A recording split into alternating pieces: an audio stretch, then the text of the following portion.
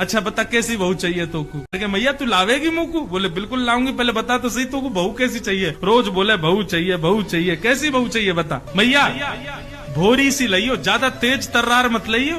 मैया बोली क्यों तेज क्यों नहीं? बोले एक अकेली तू ही बहुत है तेज। मैया बोली अभी बताऊं तो को? बातन ने बनावे। बोले मैया भोरी सी लइयो और छोटी सी लइयो। मैया बोली नेक्सो तो तू और बहू कितनी छोटी चाहिए? बोले इतनी छोटी लइयो कि मैं जेब में धर के गैया चरावे जायो करूं। तोते जैसी नाक हो, बड़ी बड़ी आंख हो मैया, और मैया वा को स्वभाव कैसे हो पता है? मैया जैसे ही तू वा के सामने आयो करे सोई घूंघट कर ले और वही मुस्कुरा जाए करे, ऐसी बहू लिया। मैया बोली वारे लाला कौन सिखावे तो को ये सब बात? बोले मेरे गुरुजी मधुमंगल श्री धामा वही सिखावे। मैया बोली आंधदारी किन्ने आज बताऊंगी, ये सब सिखावे लाला को। ठाकुर जी की एक दिन नजर पड़ गई हरी मिर्च पे। बाबा जे खाऊंगो। सोई बाबा ने तुरंत नीचे छुपाई दी रोटी को, ना जे ना खा लाल ये खा दे, देख ये खावे दे, ये कितना बढ़िया बनो, या खा के देख। दूसरे दिन फिर नजर पड़ गई। ठाकुर जी आज सोच के बैठे हैं जी हरी वारी ही खानी है, ये कोई बहुत बढ़िया मिठाई है, हमारे बाबा मुँह खवा में ना है, कहीं मैं रोज नाम मांगन लग जाऊं या हमारे बाबा मुँह तो छुपा में।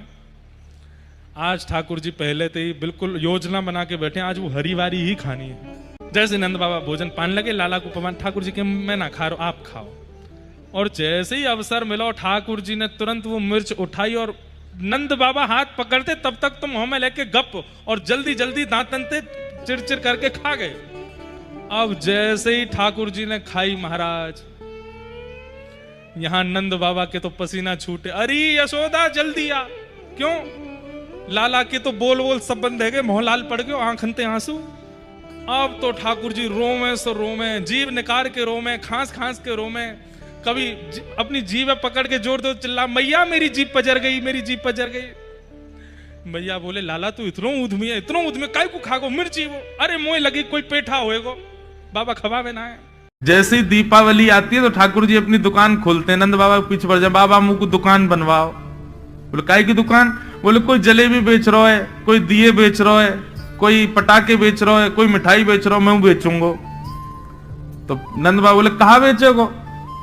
बोले जितना सामान है घर में सब बेच दूंगा।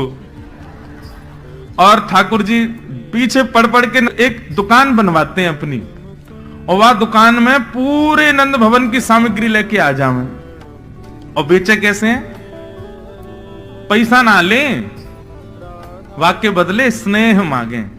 जितने ब्रजवासी सामने से जामे सबन को रोक रोक कर ठाकुर जी सब बांट दें और बदले में कोई धन ना लें, केवल फ्री में मुफ्त की दुकान लगा में ठाकुर जी भाई को हटरी कहें। ठाकुर जी रो रहे हैं सुबह सुबह। यशोदा मैया बोली काय गो लाला काय को रो रहे? बोले मैया कल मेरे संग, कल मोकू पता चली कि मेरे संग तो बहुत बड़ा अत्याचार है, रोज जन्मते। मैया बोली का अत्याचार है गो लाला तेरे संग? बोले मैया कल एक बचिया को जन्म भयो गौशाला में। बोले अच्छा फिर? मैंने वह बचिया को देखी तो मेरे मन में आई कि मेरो जन्म है 3 साल है गए, अभी तक सबरे दांत आए ना, या के देखूं दांत निकलेगी ना। मैंने जैसी जन्म लेती वह बचिया को मुंह खेलो वह सबरे दांत आ गए। मैया मोए लगी अरे राम मेरे संग कितनो बुरो भयो, मैं 3 बरस को बूढ़ा है गयो, मेरे अभी तक दांत ही ना निकले। मैया वह बचिया के सबरे दांत आ गए, मेरे चौना आम रहे। तब यशोदा मैया अब कहा समझाए लाला को? तो लाला से कहे लाला देख तो सांची बताऊं तेरे दांत क्यों ना आ रहे? बोले बताओ। तू मक्खन बहुत खावे और मक्खन चीकनो होवे, अब तो चीकनो चीकनो मक्खन खावे तो तेरे सबरे दांत चीकने के पेट में चले जाएं। तो दूध पिए कर, देख बलराम के दांत निकल आए सबरे, दूध पीवे। और देख बलराम की चोटी भी लंबी है गई है, दूध पीवे। सोई ठाकुर जी कूद पड़े, बोले मुंह को दूध पीवा, अब ही पीवा मैया। और दूध को पात्र लेके मुख से लगा ले, में अपनी चोटी पकड़ के खड़े हो जाए ठाकुर जी, देखूं बड़ी है रही है कि ना। और फिर दूध पीवे के बाद में फिर अपने दांत गिने। मैया ये तो 4 की 4 ही बड़ी ना रहे। यशोदा मैया पूछ तो किशोरी जी से नहीं है, लाली तू कौन है? मैया पूछ किशोरी जी से रही है, उत्तर ठाकुर जी दे रहे। मैया कह रही लाली तू कौन? मैया जी ब्रजभानु जी की लाली है। कौन से गांव में रे? ठाकुर जी मैया जी बरसाने में रेवे। तू कितने बरस की है? मैया मुझे 1 साल ही बड़ी है। तू चुप रह जाएगा नहीं देर, तू क्यों बोल रहा हो? मैं बात पूछ रही हूँ। ठाकुर जी अपने आप ही उत्तर दे रहे हैं। ए यशोदा मैया, अरे किशोरी जी कैसे आई आप? अरे लाली तू कैसे आई? अरे कहा बताऊं, एक नई बहू आई है ना कि आपको आशीर्वाद दे दो। ठाकुर जी को सौगंध दे के लाई, बोलोगे नहीं। ठाकुर जी आए घूंघट ऊंघट पहन करके। यशोदा मैया अरे बड़ी सुंदर, देखियो या के पाम हाथ तो बिल्कुल मेरे लाला जैसे लग रहे हैं, सांवरी सी है बिल्कुल। मैया या को आशीष दे दो, या को ब्याह है व्यवहार हो। अच्छा कहां ते ब्याह होगा? बोले बरसाने के गोप्त ब्याह है रो या को।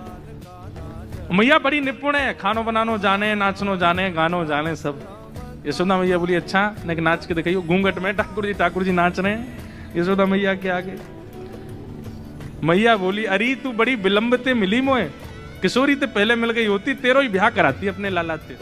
ऐसी सुंदर। ठाकुर जी ने अंत में जैसे ही मुखमंडल ऊपर किया, अरे बजमारे तू कहां से आयो यहाँ पे? अरे मैया मैं कहा बताऊं, ये सब ऐसी लीला करें मेरे संग, ऐसो आनंद करें। यशोदा मैया बोली अरे श्यामाजू गलती तो छोरा है गो, या लक्षण सब रे छोरी कैसे हैं। मैया ने ठाकुर जी को याद करा दिए। बोले लाला तेरी नाक कहाँ है? सो ठाकुर जी नाक पकड़े हैं अपने, जेरी नाक। लाला तेरी आंख कहाँ है? सो ठाकुर जी ऐसे अपनी आंख करें। लाला तेरी जीभ कहाँ है? सो ठाकुर जी जीभ निकालें, जेरी जीभ। अब सब गोपियां घेर के बैठी हैं, सब पूछ रही लाला तेरे पाम कहाँ है? सो ठाकुर जी अपने पाम पकड़े। तेरे हाथ कहाँ है? जेरे। एक चतुर गोपी पीछे खड़ी खड़ी बोली लाला तेरे कान कहाँ है? कान। सो ठाकुर जी वाकू यूं देखें। मैया तेरे लाला जी ना पता कान कहाँ है? अरे ना लाला तो कल सिखाया तो कान कहाँ है? बता दे कान कहाँ है, जल्दी बता। ठाकुर जी मन में सोचने लगे मैं अपने कान पकड़ूंगा। सो जे मुंह बोले कि चल लाला क्षमा कियो, कान मत पकड़े। ठाकुर जी तो समझ गए वाकई मन की बात। सो ठाकुर जी बोले मैं कब कान पकड़ूं? अब बोलना तो जाने नहीं नेक्से से लाला। तुरंत उठे, उठ करके वह गोपी के पास गए और वही के कान पकड़ के बोले जे रे कान। रानी जी की जेठानी आई, बूढ़ी बड़ी जेठानी। अब जैसी जेठानी आई तो नंदरानी बोली अरे कन्हैया ओ लाला यहाँ पे आ, देख तेरी बड़ी बड़ी अम्मा आई है, जल्दी प्रणाम कर। और ठाकुर जी अपने नेत्र खोल के बड़े बड़े नेत्रन से नीचे से ऊपर तक देख रहे हैं। यशोदा मैया बोली लाला कहा देख रहे है? ठाकुर जी बोले मैया तू यूं कह रही बड़ी मैया आई है, बड़ी अम्मा आई है, मैं यूं सोच रहा हूँ कहां से बड़ी है? या को मुंह भी छोटा सा, या के हाथों छोटे से, या के पामों छोटे, या को पेटों छोटा सा, जे बड़ी कहां से है? लाला ऐसी बात ना करो, करे बड़ी बड़ी अम्मा आई है, प्रणाम कर। ठाकुर जी छोटे छोटे से हाथ, छोटे छोटे से पाम, ऐसे पैर छू नहीं रहे।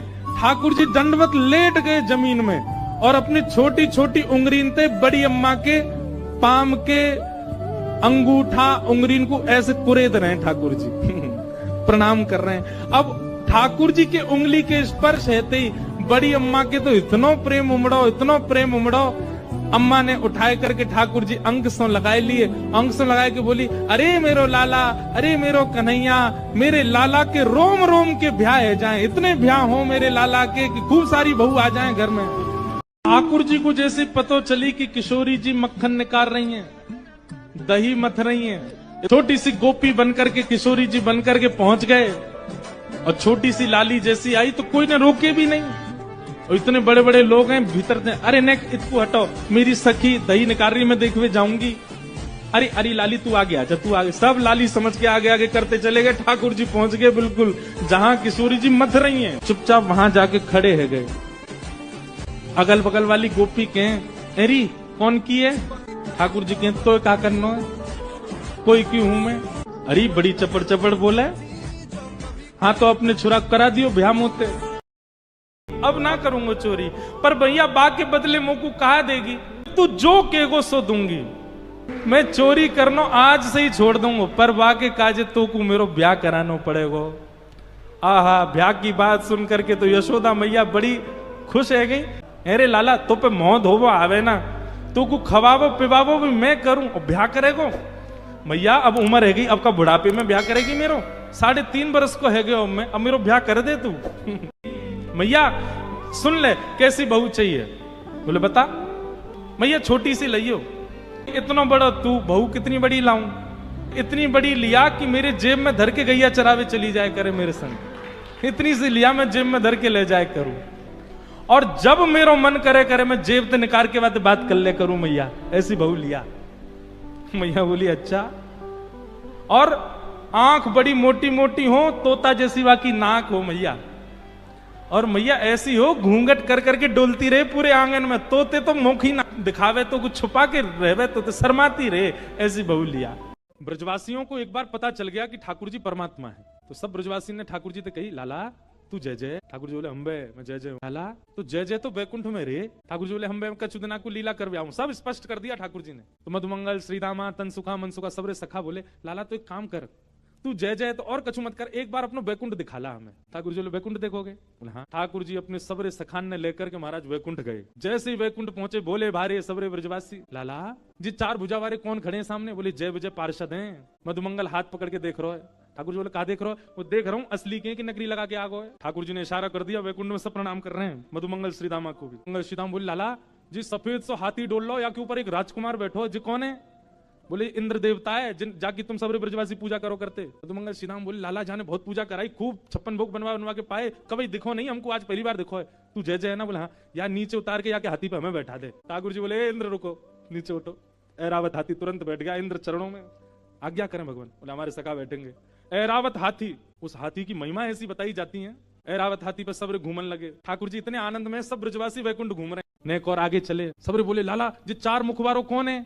बोले ब्रह्मा है, पूरी सृष्टि बनावे। लाला या नहीं हम बनाए? हाँ। मधुमंगल बोलो मेरो एक पाम ने छोटो याद कह दे बड़ो कर दे। ठीक। श्रीदामा बोलो मेरो ब्याह हेरो लाला याद कह दो मुझे ऐसा सुंदर बना दे कि विश्व की सबसे सुंदर छोरी मोते ब्याह कर ले। पूरे वैकुंठ का दर्शन कर लिया सब ब्रजवासियों ने। इतने में ही ठाकुर जी लेकर के गए महाराज, एक सुंदर सुंदर भवन बने भाई। ठाकुर जी ने जाके ए मधुमंगल जी तेरो है, श्रीदामा जी तेरो, तनसुखा मनसुखा धनसुखा सुबल तोक, ये सब भवन तुम्हारे, जाओ इनमें रहो। भीतर गए, खूब बढ़िया सुंदर सेवक लगे हैं सेवा में, जो मन चारो वो खावे को मिल रहा है, जहां मन चाहो बैठवे को मिल रहा है। वैकुंठ में इतना सुख दे दियो ठाकुर जी ने, इंद्रादि देवता सब देख रहे हैं। ठाकुर जी ने इंद्रादि देवताओं को दिखाने के लिए अपने सब्र सखान को बुलायो, और बुला के बोले अच्छा भैया ठीक है, बढ़िया आनंद आ रहा हो लाला, कोई कमी ना है, वैकुंठ में इतना सुख मिल रहा है। बोले अब एक काम करो, सदा या वैकुंठ में ही विराजियो हैं, सदा या वैकुंठ में ही रहो। जैसे ही ठाकुर जी ने कही सदा वैकुंठ में रहो, मधुमंगल श्रीदामा सबरे दौड़े दौड़े गए, लाला को जाके घेर लियो, नेत्रन से आंसू गिरने लगे। बोले लाला तेरे द्वारपाल बड़े चोखे हैं, जे देख इंद्र को ऐरावत हाथी भी बहुत बढ़िया है, ब्रह्मा भी बहुत अच्छा है, यहाँ के सब सेवक भी बहुत अच्छे हैं, यहाँ के 56 भोग भी बहुत बढ़िया है, यहाँ के बड़े बड़े भवन भी बहुत सुंदर है लाला, लेकिन हमारी एक बात मान ले।